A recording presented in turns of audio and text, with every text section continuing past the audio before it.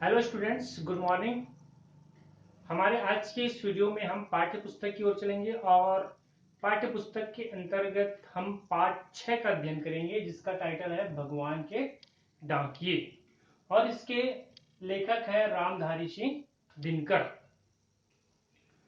तो आपको पता ही होगा कि भगवान के डाकिये किसको कहा गया है। जैसे कि आपको पता होगा डाक डाक डाक शब्द सुनते ही हमको क्या समझ में आता है कि किसी के द्वारा दिया गया एक संदेश। जैसे हमें जो संदेश प्राप्त होता है डाक विभाग के द्वारा प्राप्त होता है। पोस्टमैन जो होता है वो घर घर जाकर हमें पत्रों के माध्यम से एक दूसरे का संदेश हमें पहुंचाता है। ठीक उसी तरीके से प्रकृति का जो संदेश जो होता है, उसका जो संदेश है उसके पहुंचाने वाले को जो है भगवान के डाकिये कहा गया। अब ये संदेश वाहक कौन कौन है, तो इसी के बारे में जो है इस पाठ में अध्ययन करेंगे। आइए इस पाठ के अंतर्गत जितने भी जो कठिन शब्द हैं और इसके शब्दार्थ हैं उसको मैं आपको जो है आपके कुछ शब्दार्थ बुक में दिए हुए हैं और कुछ और जो होंगे उसको मैं आपको शेयर कर दूंगा। तो इस पाठ का जो आपको कठिन शब्द और शब्दार्थ अपनी कॉपी में सबसे पहले नोट करना है, फिर इसके अर्थ लिखना है। अर्थ के बाद आपके प्रश्न अभ्यास। तो मैं बाकी जो सभी चीजें मैं आपको व्हाट्सएप के माध्यम से शेयर कर दूंगा, ठीक है। तो आइए इस पाठ का हम अध्ययन करते हैं। भगवान के डाकिये। पक्षी और बादल ये भगवान के डाकिये हैं। किसको कहा गया भगवान के डाकिये? पक्षी और बादल को, जो एक महादेश से दूसरे महादेश को जाते हैं। एक महादेश से दूसरे महादेश को जाते हैं। महादेश मतलब एक देश से दूसरे देश को जाते हैं। हम तो समझ नहीं पाते हैं, मगर उनकी लाई चिट्ठियां पेड़ पौधे पानी और पहाड़ बाँचते हैं। बाँचते हैं, बाँचते यहाँ पर एक नया शब्द आया है। तो ये बाँचने का अर्थ क्या है? तो इसमें दिया है पढ़ना और सस्वर पढ़ना। तो बाँचना मतलब पेड़ पौधे द्वारा लाए गए संदेश को ये पानी और पहाड़ बाँचते हैं। मतलब पानी और पहाड़ क्या करते हैं? उसको सस्वर पढ़ते हैं। हम तो केवल यह आंकते हैं कि एक देश की धरती दूसरे देश की धरती एक देश की धरती दूसरे देश को सुगंध भेजती है और वह सौरभ हवा में तैरते हुए पक्षियों की पांखों पर तीरता है और एक देश का भाग दूसरे देश में पानी बनकर गिरता है। इस तरह से ये भगवान के डाकिये अर्थात पक्षी और बादल को जो है भगवान के डाकिये कहा गया है, जो एक देश से दूसरे देश जाकर वहां का संदेश बतलाते हैं। ठीक है, आइए इस पाठ का जो है सारांश मैं आपको बता दूं।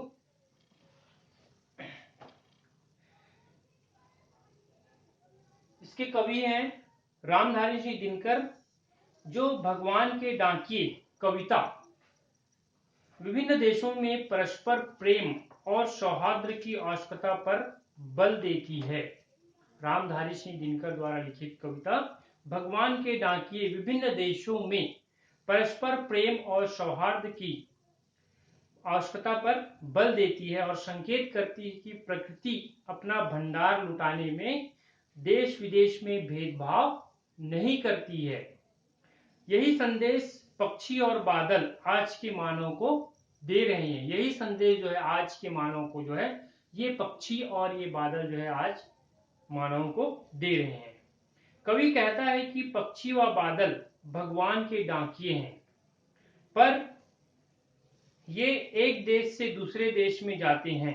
इनकी चिट्ठियों को मानव जो है समझ नहीं पाता, परंतु पेड़ पौधे पानी व पहाड़ इन्हें समझ लेते हैं। मनुष्य केवल यह सोचता है कि यह एक देश की धरती दूसरे देश को केवल सुगंध भेजती है और यह खुशबू हवा में तैरते हुए पक्षियों के पंखों पर तीरता है।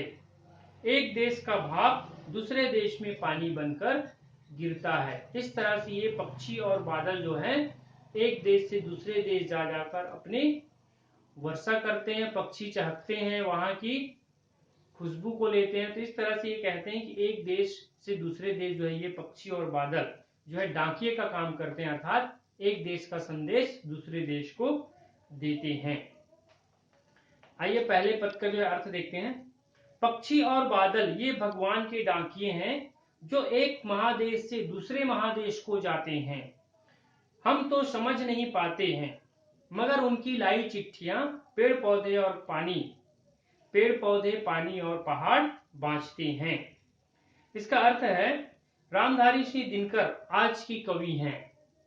इस कविता में कवि ने विभिन्न देशों में परस्पर प्रेम और सौहार्द की आवश्यकता पर बल दिया है तथा कहा है कि प्रकृति किसी से भेदभाव नहीं करती, पक्षी व बादल एकता का संदेश देते हैं। हमें पता है कि प्रकृति किसी के साथ भेदभाव नहीं करती, बल्कि पक्षी व बादल क्या करते हैं, हमें एकता का संदेश देते हैं। जिस तरह से पक्षी और बादल किसी देश के साथ भेदभाव नहीं करते और एक देश से दूसरे देश जाकर अपनी खुशहाली का संदेश देते हैं, उसी तरह से कवि आगे कहते हैं कि पक्षी और बादल भगवान के डाकिये हैं।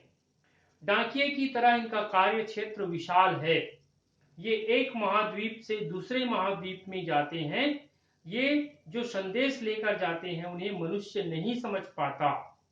इनके संदेश को, इनके द्वारा लाई गई चिट्ठियों को पेड़ पौधे, पानी और पहाड़ पढ़ पाते हैं।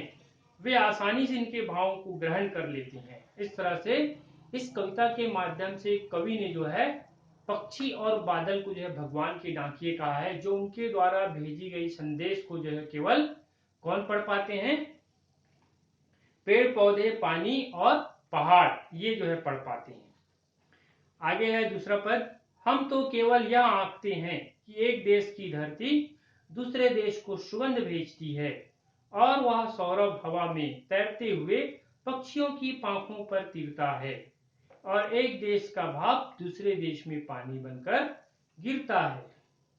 इसका अर्थ है, कवि कहता है कि पक्षी व डाकिये जो संदेश लेकर जाते हैं, मनुष्य उनके विषय में अनुमान लगाता है कि एक देश की धरती दूसरे देश को सुगंध भेजती है, अर्थात एक देश एक दूसरे को प्रेम संदेश भेजती है।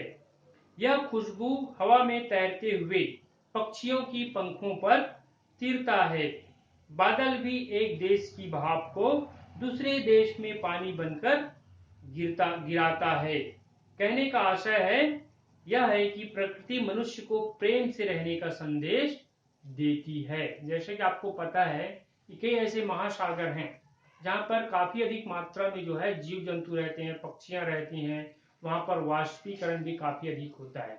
तो इन सभी प्रक्रियाओं के दौरान जो वहां के पक्षी, वहां के द्वारा बनाई गई वाष्प, ये सभी जो है एक देश से दूसरे देश बादल के रूप में चले जाते हैं और वहां खूब पानी बरसकर गिरने लगते हैं। तो इस तरह से ये प्रकृति का संदेश एक देश से दूसरे देश जाकर देते हैं। इस तरह से कवि हमें ये कहते हैं कि ये बादल और ये पक्षी ये भगवान के क्या हैं, डाकिये हैं, जो एक देश की संदेश को जो है दूसरे देश जाकर पहुंचाते हैं।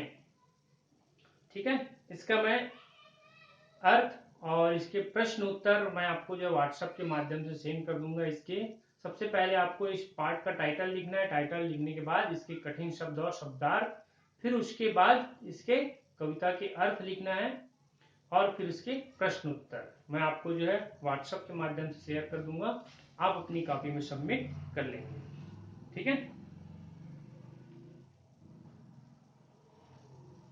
और एक बार अपनी कविता को जो है बार बार उसको पढ़ना भी है, इस पर भी ध्यान रखिएगा। ठीक है, क्योंकि पढ़ने से हमारी जो अशुद्धियां हैं वो दूर होती हैं और हम कोई भी शब्दों को जो है आसानी से शुद्ध रूप में पढ़ पाते हैं। ठीक है, इस पर ध्यान देंगे। आज की वीडियो में इतना ही। नेक्स्ट वीडियो में और आपको जानकारी दूंगा। तब तक के लिए